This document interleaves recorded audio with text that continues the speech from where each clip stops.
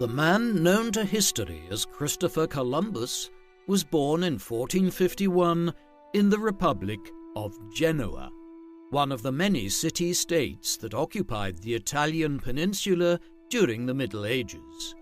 In the absence of birth and baptismal certificates, it is impossible to know the exact date when Columbus was born, but records from later in his life indicate that he was born between the 25th of August and the 31st of October. His actual name was Cristobal Colon. Christopher Columbus is the anglicized version of it. Columbus's father was Domenico Colombo, who was born around 1418 and was a master wool weaver and a member of the local guild of clothiers in Genoa. Around 1445, Domenico married Susanna Fontanarossa, the daughter of a prosperous family who lived near the Porto del Olivella overlooking the Bisagno River. It was most likely here that Christopher was born in 1451. The couple had 4 more children, 3 sons, Bartholomew, Giovanni Pellegrino, and Giacomo, also known by his Spanish name of Diego, and a daughter named Bianchinetta. In 1455, the family moved to a house near the Porto Sant'Andrea, where a later house built on the same foundations serves as the house museum Casa di Colombo. As a child, Columbus likely studied arithmetic, geography, and navigation at a school attached to his father's guild. He was tall and had red hair. In 1470, he may have moved with his family to Savona, perhaps to escape political instability in Genoa or so that Domenico could improve his wool trade. During his youth, Christopher was often named in business transactions alongside his father, and in August 1473 he was named in an agreement with his parents and brother Giovanni to sell the house near the Olivella Gate. Genoa is a port city located in the northwest of the Italian peninsula. The Genoese Republic's territory consisted of a strip of land by the Mediterranean coast largely corresponding to the Italian region of Liguria. A powerful maritime republic and once the rival of Venice, Genoa controlled the islands of Corsica and Sardinia, as well as numerous Greek islands of the eastern Mediterranean and a colony in southern Crimea on the Black Sea. At the time of Columbus's birth, Genoa was one of the largest cities in Europe with a population of 75,000. Although its fortunes were in decline after the fall of Constantinople to the Ottoman Turks in 1453, which affected Genoa's Mediterranean trade. In 1458, the Doge of Genoa sold the city-state to France due to threats from the Spanish, only for the Republic to be restored 3 years later after a rebellion. Within the Republic, the rival families of the Fregosos and the Adornos vied for dominance. Columbus's family was also caught up in this tortuous political wrangling and supported the Fregoso faction.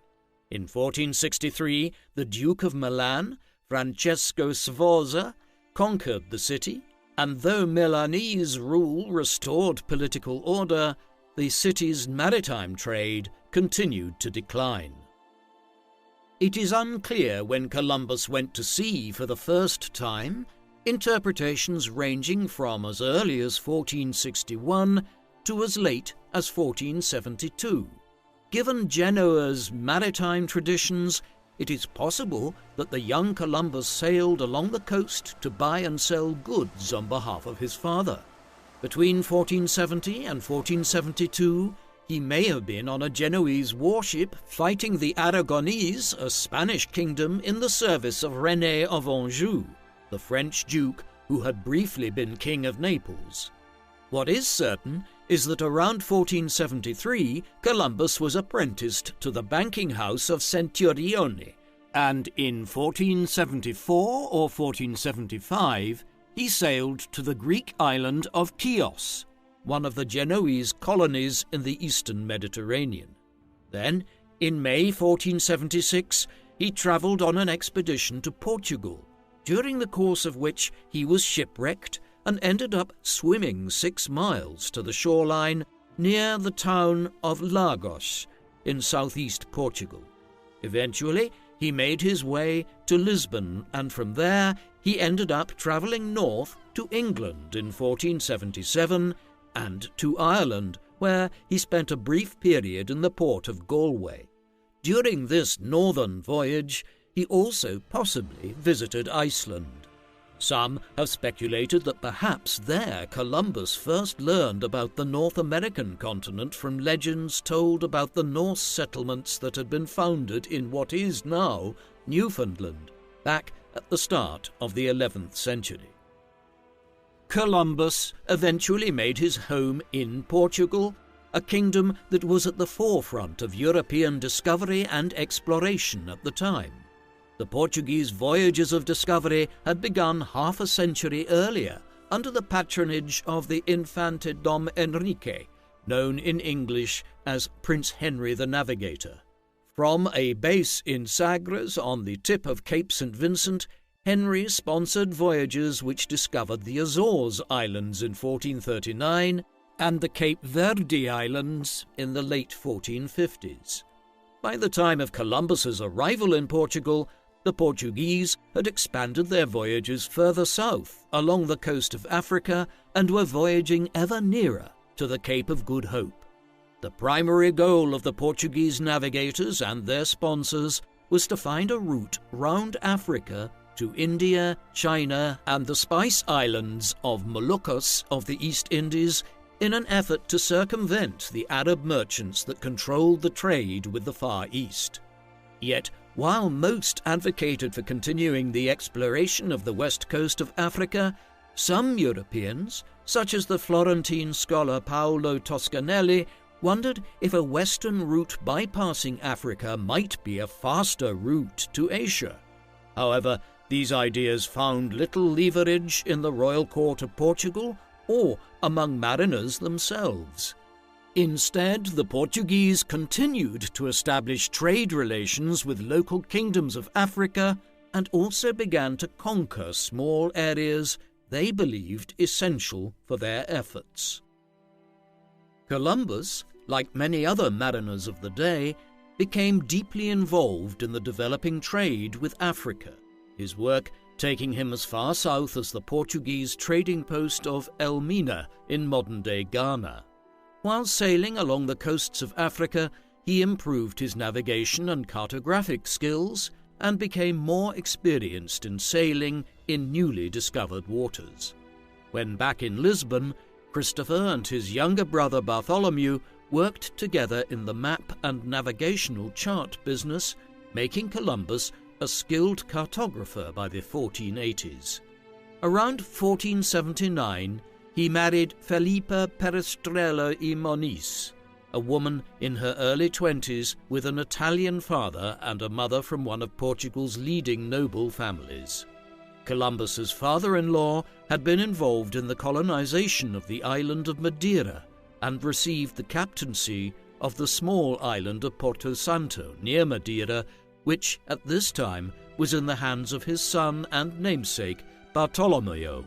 The newlywed couple moved to Porto Santo, where Columbus listened to tales from his mother-in-law of her late husband's voyages, inheriting his instruments and charts.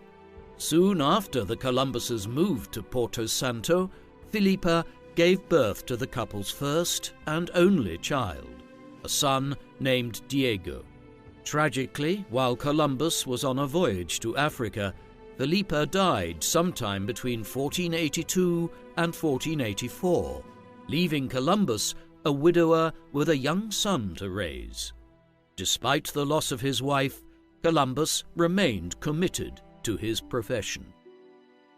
In August 1481, João II became King of Portugal and sought to further expand Portugal's maritime empire. The following year, he sent Diogo Cao on a voyage to explore further south down the African coast, becoming perhaps the first European expedition to cross the equator. Portugal was abuzz with news about the growing list of accomplishments of Portuguese mariners. Columbus was widely read and was a master in several languages, including Latin, Portuguese, and Castilian. He also paid attention to news from abroad. In Lisbon, he heard stories of mariners sailing out of the port of Bristol in southern England, sighting land to the west of Ireland, and he corresponded with Paolo Toscanelli about his theories about the size of the Earth and the potential of finding a western route to Asia. In creating his theories, Columbus drew upon Toscanelli as well as geographers from the Islamic world and ancient Greece. He made his own calculations, which indicated that Japan, or Cipangu, as the famous explorer Marco Polo called it, was 2,400 nautical miles due west of the Canary Islands. Armed with these calculations, around 1484, Columbus asked King João for 3 caravels, small maneuverable sailing ships, for a westward expedition to Japan. After consulting with 3 experts, the king turned Columbus down. Disheartened by his failure in the Portuguese court, Columbus sent his brother Bartholomew to England in an attempt to interest King Henry VII in the proposal after he rose to the throne there in 1485. But the English monarch was likewise uninterested at that time, although he would sponsor similar voyages in years to come. Meanwhile, in mid-1485, Christopher went to King Ferdinand and Queen Isabella, the rulers of the 2 Spanish kingdoms, Aragon and Castile, who were at that time forging a new Spanish nation after their marriage had brought the Castilians and the Aragonese into a political union. Upon his arrival in Spain, Columbus initially called on the Duke of Medina Sidonia and the Duke of Medina Celi, both wealthy aristocrats with plenty of influence at court. While Medina Celi was prepared to furnish Columbus with the 3 or 4 caravels he requested, he recognized the potential impact of such a voyage and requested permission from Queen Isabella, who agreed to meet the Genoese navigator. While he was waiting for an audience with the Queen in Spain, Columbus met a young orphaned peasant girl named Beatriz Enriquez de Harana, who would become his mistress and mother to his second child, Ferdinand, in 1488. Columbus's fortunes seemed to be on the rise, particularly after an encouraging first meeting with Queen Isabella in May 1486. Following the meeting, Isabella appointed a commission to examine Columbus's proposed voyage. As the commission met in the university town of Santander, its members were skeptical about Columbus's theory of a narrow western ocean, but did not dismiss a western voyage altogether. In 1487, Columbus was put on the royal payroll. However, for the time being, in the late 1480s and into the early 1490s, Isabella and Ferdinand's primary focus remained on conquering the last Muslim emirate in southern Spain, the Emirate of Granada, and for a time, Columbus's plans were delayed further. Frustrated but still undaunted, in 1488 Columbus returned to Portugal to make a second attempt at convincing King João to fund his expedition. While he was in Lisbon, in December, another mariner in Portuguese employ, Bartolomeu Dias, returned from a voyage down the African coast. Although Dias had not reached India, he had rounded the southern tip of Africa and became the first of the voyagers to look out onto the Indian Ocean. Dias's voyage established a viable eastern route to India, and the King of Portugal lost any and all interest in Columbus's proposed western route. Hence, between 1489 and 1491, Columbus returned to Spain to petition Isabella and Ferdinand. But he received word in 1490 that the commission established by Queen Isabella to investigate his proposed western voyage had finally reported and rejected Columbus's idea, claiming, among other things, that it would in fact take 3 years to sail west to Asia, thus making it a far less pragmatic option for the monarchs of Spain than sending their own ships around the continent of Africa. Yet, when Ferdinand and Isabella received the report, they neither accepted nor rejected it, but informed Columbus that his proposals might be considered once again after the conquest of Granada. After waiting for several months without any further information, Columbus considered going to France, where his brother Bartholomew was hopeful about the support of the King of France. But then a potential breakthrough came for Christopher while in Spain in the summer of 1491, when he was granted an audience with Queen Isabella, who was at the fortified camp of Santa Fe overseeing the siege of Granada. According to Ferdinand Columbus's biography of his father, written many years later, Columbus's idea was rejected yet again on this occasion, not because the committee found his ideas impractical, but because the king and queen were not prepared to accept his demands for titles and revenues. At this juncture, he had nearly resolved to head to France and commit to convincing the government there to support his plan. But in January 1492, the city of Granada, the last Muslim stronghold in the Iberian Peninsula, capitulated to the Spanish besiegers. With this, Isabella and Ferdinand suddenly became much more receptive to Columbus's proposals. Concerted negotiations commenced, and in April 1492, an agreement was finally reached. Columbus was to be sent westwards with 3 caravels and sailors paid for by the Spanish monarchs. The king and queen also agreed to appoint Columbus as viceroy and governor-general to all the lands that he might discover or claim in their name. Armed with these promises, Columbus left Granada on the 12th of May 1492 and arrived at the port of Palos de la Frontera on the 22nd of May 1492. The authorities at Palos were ordered by the king and queen to provide and refit 2 caravels, the Niña and Pinta, while Columbus himself chartered the Carack Santa Maria. It is important to bear in mind how small these ships that would discover the Americas were. The caravels were around 15 meters in length and 5 meters wide at its widest point, while the Santa Maria may have been up to 20 meters in length and around 6 meters wide. The white sails on the ships were painted with red crosses, a symbol of the religious piety of the admiral and the Catholic monarchs who sponsored his expedition. Columbus's flagship was the Santa Maria, with its owner, Juan de la Cosa, as second in command. Martín Alonso Pinzon and his younger brother, Vicente Yáñez Pinzon, captained the Pinta and Niña respectively. There is some evidence that Martín Alonso had been curious about a western passage to Japan before joining Columbus's voyage.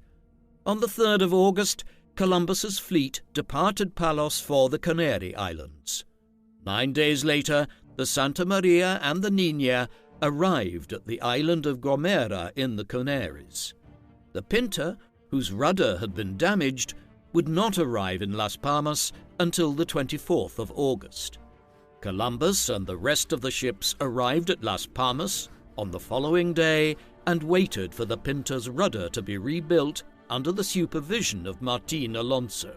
On the morning of the 6th of September, Columbus's fleet weighed anchor, though unfavorable winds meant that it was not until the 9th of September that the ships left the Canaries behind and made their journey into the great unknown. Columbus's ships carried provisions for over a year, and if he sailed far enough, he was guaranteed to hit land. But he made a conscious decision to understate the distance he believed the fleet had travelled in order to make his crew believe that they were closer to home than they actually were. By the 19th of September, they were over 1,000 miles west of the Canaries, carried by favourable trade winds, but from the 20th onwards, the winds turned against them, enabling the admiral to reassure his crew that they would also have suitable winds for the homeward passage. The fleet made good progress during the first week of October, and by the 6th of October they had sailed further west than where Columbus had expected to find Japan. While Martin Alonso suggested changing course, the admiral continued west, hoping to hit China instead. At sunset on the 7th, noticing a flock of birds heading west-southwest, Columbus changed course to follow the birds, hoping they were headed for land. A couple of days later, the Pinzon brothers advised Columbus to turn back, and on the 10th, the crew of the Santa Maria were in open mutiny. The admiral quelled the mutiny by promising the men that they would sail on for 3 or 4 more days and turn back then if they did not reach land. After changing course back west late on the 11th, the Pinta's lookout, Rodrigo de Triana, sighted land at 2 o'clock in the morning of the 12th. Columbus gave orders to lower sail, and after daybreak he came ashore 33 days after leaving the Canaries. Columbus had succeeded in directing his fleet across the Atlantic. However, the lands he discovered were not the ones he believed they were.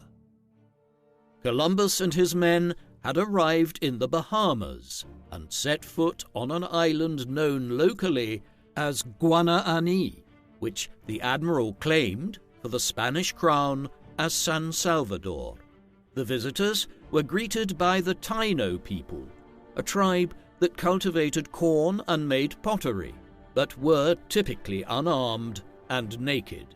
Columbus declared to the natives that he was sent not to subjugate you, but to teach you the true religion. Writing in his journal, which he intended to present to the sovereigns, Columbus believed that these Indians would be useful as servants and was deeply impressed with what he saw as the goodness of the culture of the people. Given how far he sailed, Columbus was certain that he had reached the Indies, though the poverty of the Indians he encountered convinced the admiral that he had not reached Japan. After exploring San Salvador for a couple of days, on the afternoon of the 14th, Columbus set sail, seeking again in search of Japan, which he figured would lie to the southwest, with China beyond it. Through hand gestures and other signals, the Taino were able to supply and guide Columbus to the island of Rum Cay, and thence on to Long Island by the 16th. It took several days for the natives to understand that the Spaniards were looking for gold, and Columbus's men went from island to island marvelling at the unknown flora and fauna, but without finding either gold or Asia. Convinced that he was only a day or two away from Japan, on the 23rd of October, Columbus set sail for Cuba, which he believed, from what the natives had indicated, might be Japan. After arriving there on the 28th, he described the place as the most beautiful that eyes have ever seen, full of very good harbours and deep rivers. When he did not find any sign of the gold, pearls, and precious stones that Marco Polo wrote of in his description of Japan, Columbus concluded that he must be on the Chinese mainland. Persuaded by the local Taino that the city of Quinsay, Marco Polo's designation for the Chinese city of Hangzhou, was some 25 miles to the south, Columbus dispatched an embassy to the Grand Khan, headed by the Arabic interpreter Luis de Torres, carrying an official letter of credence from Ferdinand and Isabella. On the 5th of November, the delegation returned to report that all they had seen was a village of several hundred people living in thatched huts, and the man they hoped would be the Emperor of China was merely a local chieftain, or cacique. Yet, in their quest for gold, they had stumbled on local Tainos rolling cigars and smoking tobacco, a crop that would soon become quite valuable. Although disappointed not to have found any trace of the Chinese emperor, Columbus wrote in his journal, intended for the king and queen, that the Indians would make good Christians. Columbus did take 6 captives from the local Indians, whom Columbus hoped would learn Spanish, become Christians, and thus become equals with the Spanish and serve as interpreters for future voyages. However, Columbus wrote in his diary that we might form great friendship, for I knew they were a people who could be more easily freed and converted to our holy faith by love than by force. On the 10th of November, Columbus sailed east, heading for the island of Baneque, since identified as Great Inagua, where the Indians spoke of beaches covered in gold. By the middle of November, the fleet was struggling against the wind, and Columbus decided to turn back to Cuba.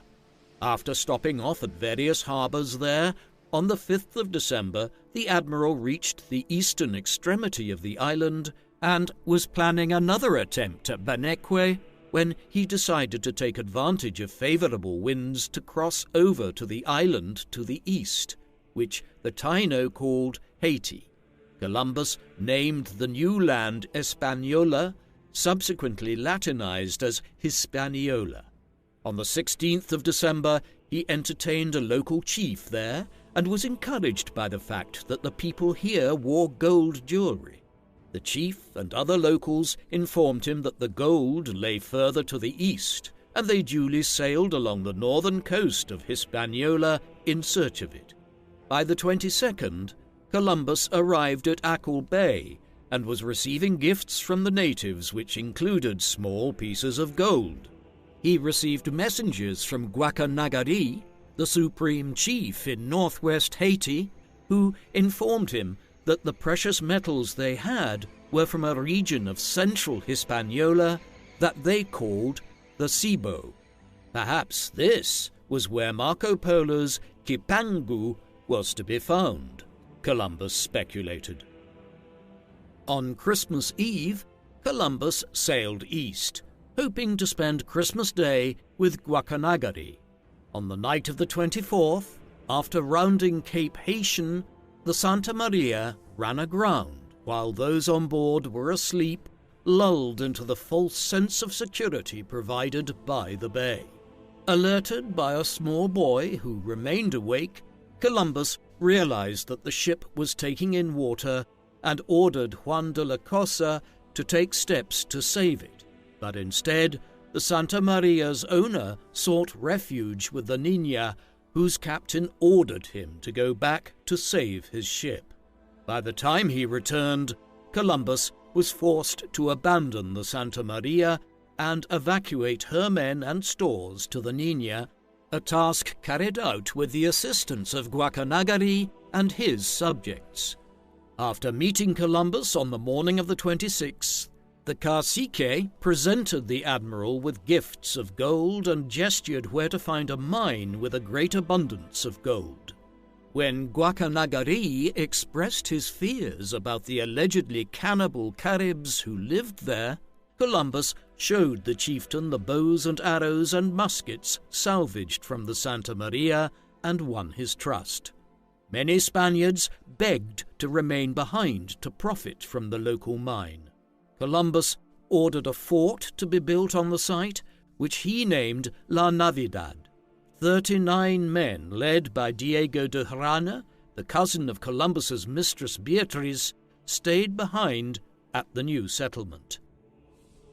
Following reports from Indians that the Pinta, which had sailed away from the main fleet some weeks earlier, had been sighted further to the east, after bidding farewell to his host on the 2nd of January, Columbus set sail on the 4th. By the 6th, he found the Pinta, sailing in his direction, and welcomed Martin Alonso aboard. Both men defended their conduct on their day of separation, and Pinzon reported to his superior that while he had reached Paneque, he found no gold there and sailed south to Hispaniola and reached the peninsula of Monte Cristi 3 weeks earlier. By this time, Columbus and the other senior mariners were coming to the conclusion that the time had come to return to Spain to report on their discoveries, even if they had not located Japan, China, or a major source of gold. Thus, in mid-January, they turned back east and headed home. During the return voyage in mid-February, Columbus composed a letter which he intended to submit to the King and Queen when he arrived back to Spain, one which outlined his discoveries and made the case for a second voyage. He claimed that Cuba was China and told tales of Hispaniola and its gold, even though he had found no major source of the precious metal. Soon after finishing the letter, the fleet was caught up in a terrible storm, and the two caravels lost sight of each other. After praying for salvation, the wind died down on the 14th, and on the 17th they arrived at the island of Santa Maria in the Azores. Since he was in the service of the Spanish monarchs, Columbus had sought to avoid any Portuguese territory, but the damage to the Niña forced him to make repairs and take on provisions. Upon his arrival, Columbus proudly announced that he had discovered the Indies, but the deputy captain of the island was unconvinced and ordered the arrest of half of the Niña's crew, though he later relented. By late February, Columbus set sail for Palos, but another storm blew them towards Portugal, and rather than risk sailing round the coast, Columbus sailed into Lisbon on the 4th of March. As Columbus sat at anchor, none other than Bartolomeo Dias came aboard as the second-in-command of a Portuguese warship and invited Columbus to an audience with the king. The admiral refused, but agreed to show his credentials from Ferdinand and Isabella, after which he was welcomed into the city. A few days later, he met King João, who congratulated him for his accomplishment, but claimed the newly discovered lands for the Crown of Portugal under the terms of the 1479 Treaty of Alcachovas, which recognized Spanish dominion of the Canary Islands and Portuguese sovereignty over the Cape Verde Islands and West Africa. After further questioning about his discoveries, Columbus was dismissed on the 11th, and on the 15th of March, the Niña arrived back in Palos with the Pinta, last seen a month earlier, following close behind. While at Seville in early April, Columbus received word from the King and Queen in Barcelona confirming his titles and privileges and ordering preparations for a second voyage. The admiral drew up a plan of colonization for 2,000 settlers to be distributed across 3 or 4 towns in Hispaniola, each with a church and sufficient clergy. He also set out regulations governing the gathering of gold.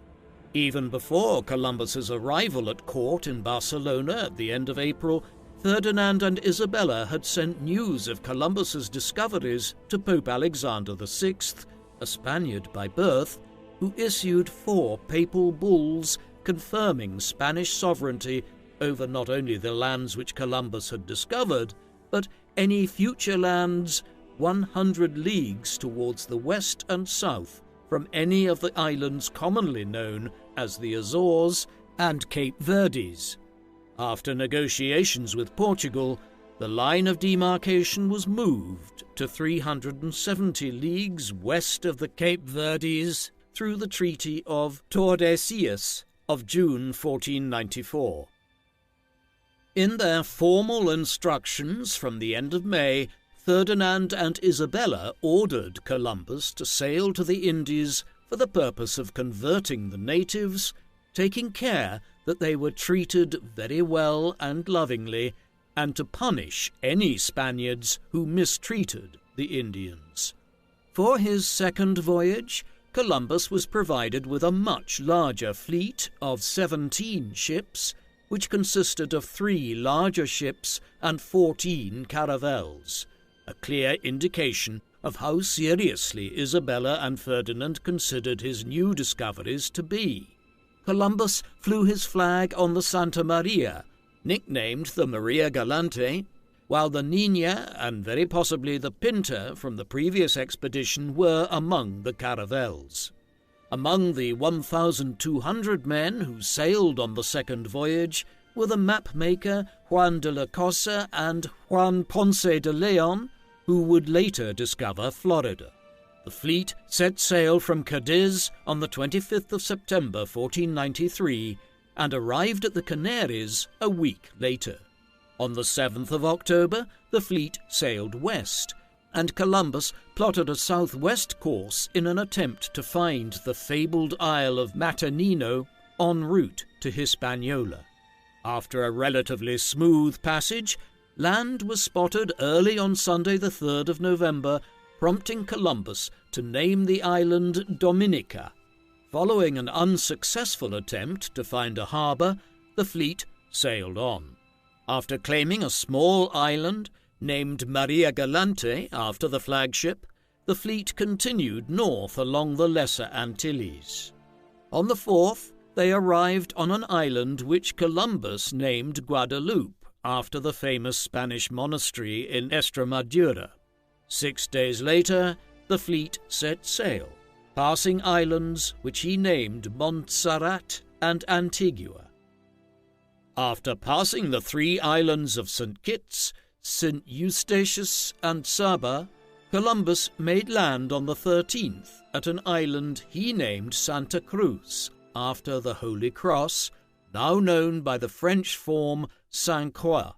Following a skirmish with a small group of local Caribs, during which a Basque seaman was mortally wounded, Columbus headed for a chain of islands which Columbus named St. Ursula and the 11,000 Virgins, after a medieval legend which told of the daughter of a Cornish king who went off to sea, accompanied by 11,000 young women who were also eager to escape being married off. On the 18th of November, the fleet arrived at a large island which Columbus named San Juan Bautista, or St. John the Baptist. A few years later, Juan Ponce de Leon would found the city of San Juan here, later nicknamed San Juan de Puerto Rico, which eventually gave its name to the whole island. After collecting water and provisions, including a large haul of fish, the fleet left Puerto Rico on the 22nd of November and headed for Hispaniola, following the instructions of the Taino guides. As they arrived at the flat eastern tip of the island that evening, some of the veterans from the first voyage were unconvinced that it was the same island, since they had only encountered the mountainous northern coast of Hispaniola, but the natives assured them that this was so. The fleet sailed west along the northern coast of Hispaniola and soon reached the bay from where the first expedition had departed homewards at the beginning of the year. Keen to learn the fate of the colony of Spaniards he had left behind at La Navidad, the fleet arrived on the night of the 27th of November, where flares were made without a response from the fort. In the night, a group of Taino approached in a canoe led by one of Guacanagari's cousins, who informed Columbus that the settlers were well, but some had died of illness, while others were killed in a quarrel. On the morning of the 28th, the fleet made anchor and found La Navidad burned to the ground, after which Guacanagari's cousin admitted that all the men were dead, and they had been killed by Canabo, a rival chief. A couple of days later, after speaking to Guacanagari himself, it emerged that the Navidad garrison had fought among each other for gold and women. a large party left the fort and was captured and put to death by Cannabo, who then attacked and killed what remained of the Navidad garrison, despite Guacanagari's best efforts to defend his allies. For all Columbus wrote about their timidity during the first expedition, the Spaniards realized that the Taino were capable of putting up resistance. Mourning the loss of his comrades and seeking a location for a new colony nearer to the gold of Cibao, Columbus left the unhappy site of Navidad on the 7th of December and attempted to sail eastwards against the trade winds. On the 2nd of January 1494, having covered barely 30 miles in 25 days, and with the men unwilling to go further, Columbus founded the colony of La Isabela in honor of the Queen. Even though the new location did not have a suitable harbour, and the nearest source of drinking water was a mile away, the admiral began to lay the foundations of the new settlement. On the 6th, he ordered Alonso de Ojeda to lead an inland expedition to the Cibao. The party returned with gifts of gold from the natives living among the rivers that flowed from the mountains, but Columbus was keen to find a mine to bring back the vast quantity of gold that he had promised Ferdinand and Isabella. However, with the men at La Isabela falling sick, on the 2nd of February Columbus decided to send 12 ships back to Spain under Antonio de Torres to request further supplies, leaving behind 2 bigger ships and 3 caravels. On the 12th of March, Columbus led an expedition up the mountains of the Cibao and established an inland fort at Santo Tomas, which he intended as the centre of mining operations. He would remain here for several weeks. On the 24th of April, Columbus took the 3 caravels and went to Cuba, hoping to prove his theory correct that it was a peninsula connected to the Chinese mainland. After reaching the eastern promontory on the 30th, Columbus and his captains decided to explore the unknown south coast. Late in the day, they entered a harbour, which Columbus called Puerto Grande, but was known by the native Taino as Guantanamo. After hugging the shore before it turned northeast at Cape Cruz, Columbus sailed south for Jamaica, where he was told there would be large quantities of gold. Arriving there on the 5th of May, Columbus encountered more than 60 canoes full of warriors who dispersed after a blank salvo from the Spanish cannons. The following day, they came across another band of warriors and killed several with crossbows, and after failing to find the promised gold, the fleet returned to Cuba. After going round the coast, the fleet headed west and discovered an archipelago off southern Cuba, which Columbus named the Queen's Garden. Here, they encountered flamingos for the first time. As the fleet continued west, Columbus was encouraged by natives who informed him that the coast had no end. After getting tangled in another archipelago off the Zapata Peninsula on the 27th of May, the fleet anchored near the fishing port of Batabano, where 20 years later the town of San Cristobal de la Habana, later simply Havana, would be founded. By the middle of June, Columbus was less than 50 miles from the western end of Cuba, but as the coast curved to the south, the admiral convinced himself that this was the Malay Peninsula.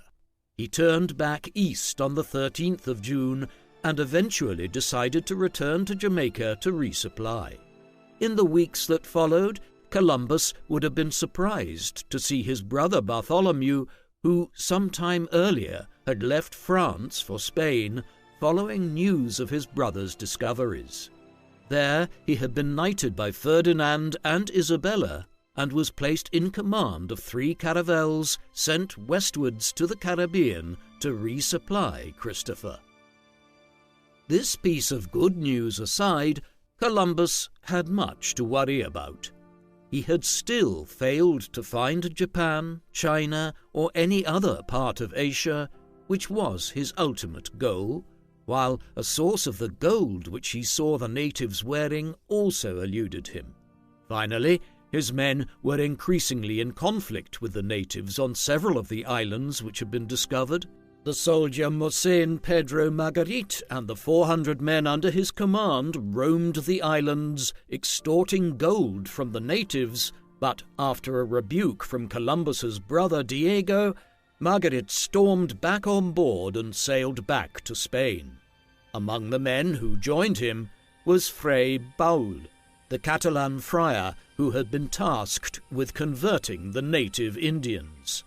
Indeed, much of the remainder of 1494 and all of 1495 were spent fighting the Taino on Hispaniola and the other islands, as Columbus's second voyage became bogged down in distractions despite the far superior resources he had been afforded by comparison with the first expedition.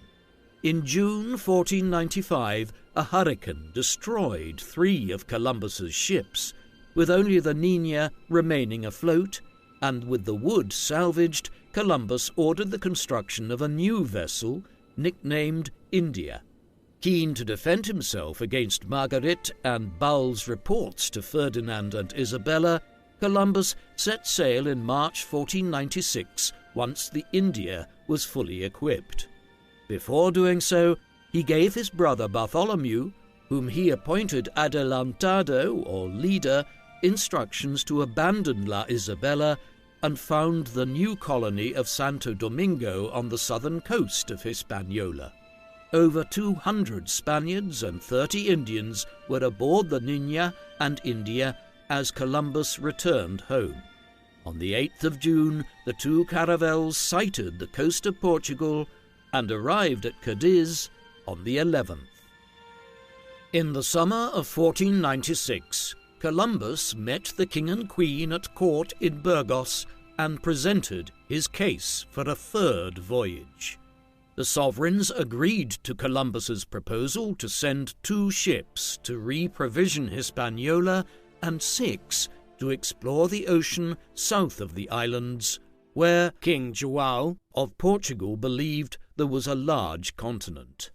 Since the monarchs were otherwise distracted by the wars they were engaged in against the French and others in Italy, it was not until April 1497 that they issued instructions for a new voyage. In January 1498, the Niña and India were sent ahead to Hispaniola, while Columbus chartered 6 further ships, which consisted of the admiral's flagship and 5 caravels. Columbus's third voyage began on the 30th of May 1498, and after anchoring in the Canaries on the 19th of June, the admiral ordered 3 caravels to sail to Hispaniola via Dominica and Puerto Rico, while he took the rest to the Cape Verdes. On the 4th of July, Columbus set sail for the Indies on a southwest course in his attempt to validate the theory of a large continent south of the Caribbean islands. In late July, he passed an island with 3 mountains to the west, which Columbus named Trinidad. Then, for the first time in his voyages, Columbus caught sight of the American mainland on the 1st of August 1498, but from 10 miles away it looked like an island which Columbus named Isla Sancta.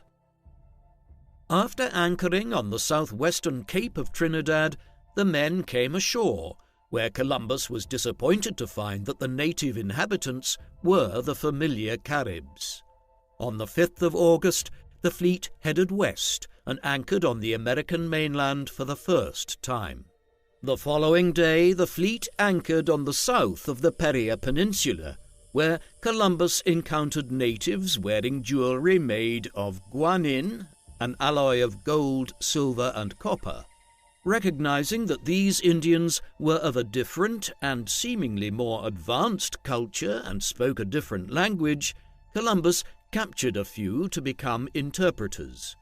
As they sailed along the coast, the Spaniards were excited to see the women wearing pearl necklaces. On the 10th of August, Columbus sailed west under the assumption that Paria was an island, but was eventually forced to turn back east. After sailing through the northern channel between Trinidad and Venezuela, which Columbus named the Boca del Dragon, the admiral sailed west along the coast and finally realized that he must have discovered the hypothesized continent hitherto unknown to mankind. Convinced that he was south of China, Columbus desperately wanted to continue exploring, but instead was compelled to resupply his brother in Hispaniola. On the 20th of August, Columbus arrived at Beata Island, 100 miles from Santo Domingo, where he met his brother the following day. On the 22nd, they made their way back to the port and arrived on the 31st. During Columbus's absence, Francisco Roldan, whom Columbus had appointed Chief Justice on the island, had led a rebellion against Bartholomew. After the arrival of the Niña and India, carrying news of royal confirmation of the Adelantado's authority, the men aboard joined Bartholomew in pacifying Roldan. The Spanish rebel remained at large, and his rebellion had been bolstered by men from the 3 caravels Columbus sent from the Canaries, who missed Santo Domingo and ended up near Roldan's headquarters at Zaragua.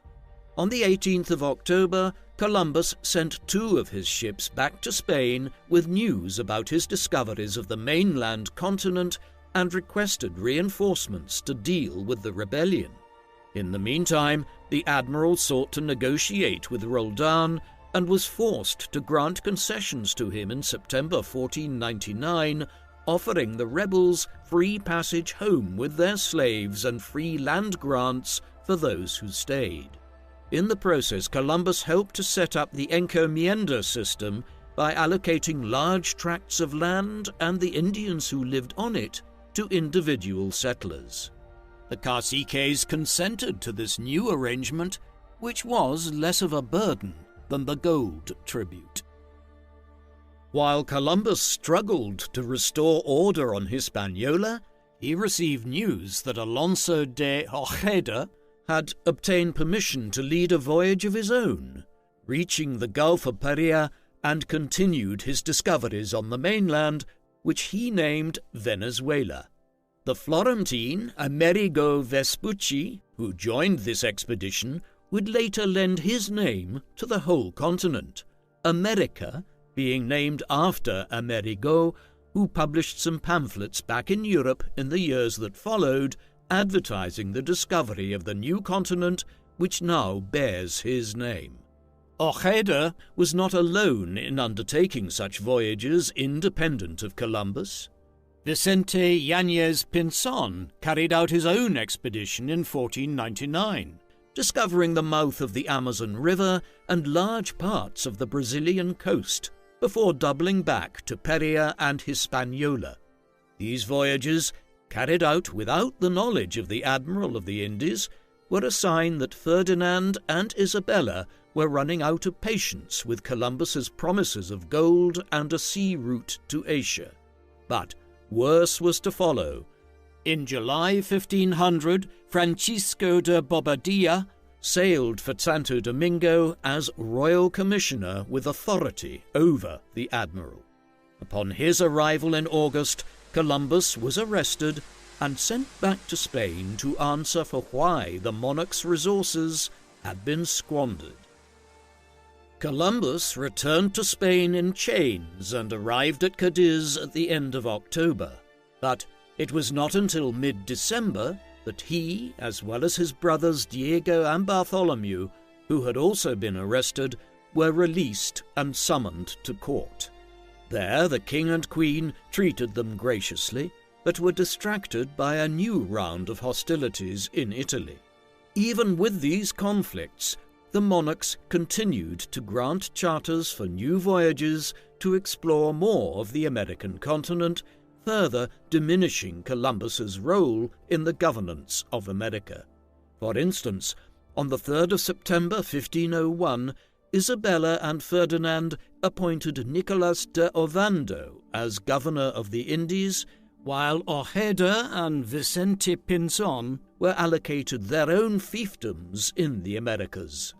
After Ovando set sail in February 1502, Columbus requested ships for another voyage, hoping to find a western passage to India, which he expected to be west of Cuba. On the 14th of March, he received royal authorization for a fourth voyage. This time, the rulers of Spain instructed him to finally find the western route to Asia and to sail around the world. On the 9th of May, 1502, Columbus left Cadiz with a fleet of 4 caravels and around 140 men on board on what would be his fourth and final voyage to the Americas. After stopping off at the Canaries, the fleet began its ocean crossing on the 25th. Although aiming for Dominica, in mid-June they arrived to Martinique. Despite being warned by the monarchs not to call at Hispaniola on the outbound voyage, Columbus arrived there at the end of the month, seeking to replace one of his ships, which he deemed too unwieldy for exploration. Ovando's fleet of 30 ships was preparing to sail home, and Columbus warned the new governor not to do so until an expected storm had passed over. The dismissive governor refused the admiral entrance into Santo Domingo and ordered the fleet to depart. Soon enough, almost the entire fleet was destroyed, including the flagship with Antonio de Torres and Bobadilla, and a substantial quantity of gold on board. Only a single ship arrived back in Spain, the one carrying the agent Columbus had appointed to bring home his share of the gold, worth 4,000 pesos. While Santo Domingo itself was destroyed by the hurricane, Columbus intelligently shielded his fleet from the most powerful winds, and all 4 ships survived. The hurricane was a sign of things to come for Columbus's fourth voyage. From the end of July to mid-October, the fleet sailed along Central America, trying to find the straits that would carry them westwards to what Columbus imagined was the Indian Ocean. After reaching land on the northern coast of Honduras on the 16th of August, the fleet sailed east and then south along the eastern coast of Nicaragua towards Costa Rica. In early October, the fleet sailed into a channel which for a brief moment appeared to be the desired straits, but instead turned out to be a wide bay which the admiral named Almirante Bay. Over the next few days, Columbus was made to understand by the natives that there were no straits, and he was on an isthmus which separated him from what he still believed was the Indian Ocean. He consoled himself that these natives wore large gold discs on their chests as jewelry. For the remainder of the year, the fleet sailed along the coast of the Veragua region to Panama, which the Indians identified as a great source of gold. The fleet spent Christmas and New Year of 1503 anchored within sight of the location where the Panama Canal would be built 4 centuries later. On the 6th of January 1503, Columbus set up camp near a river he named Belen, which was intended as a base for exploring the promised gold of Veragua. The Spanish soon obtained permission to explore from the local cacique of the Guaymi tribe, and at the beginning of February they managed to find a source of gold richer than any in Hispaniola. Finally, Columbus seemed to have accomplished one of his main goals, to find a source of precious metal, and he now ordered the construction of a permanent settlement nearby, which he named Santa Maria de Belén. In early April 1504, Columbus decided to leave some of his men behind and head home to Spain with news of the discovery of a source of gold. This was a violation of his instructions, which had commanded him to find the western route, but the discovery of a source of gold left him confident that his employers would want him to return home to inform them of what he had found. After sailing east along the Panama coast, Columbus imagined that Hispaniola was directly due north, but instead his fleet, now down to 2, after another worm-eaten ship had to be abandoned, was heading straight for Cuba.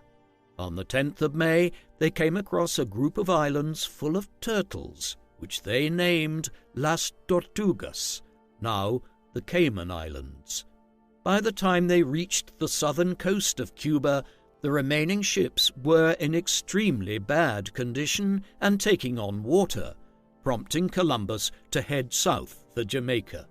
As the ships were no longer seaworthy, they ran ashore on the 25th of May at a place now called St. Anne's Bay. They would spend over a year here, effectively waiting to be rescued by their compatriots on the other islands of the Caribbean. During this time, Columbus had to contend with infighting amongst his men, native revolts, and dwindling resources. In the end, it was only at the end of June 1504 that a small caravel of Spanish colonists from Hispaniola found them stranded on Jamaica. After taking on the 100 or so survivors that remained, the vessel arrived in Santo Domingo 6 weeks later.